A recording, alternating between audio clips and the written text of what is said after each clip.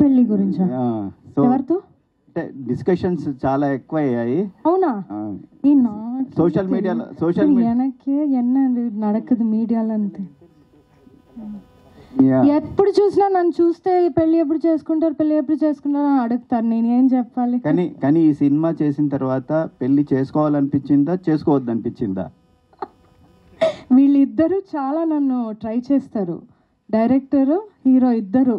ప్రాపర్గా చెప్పండి.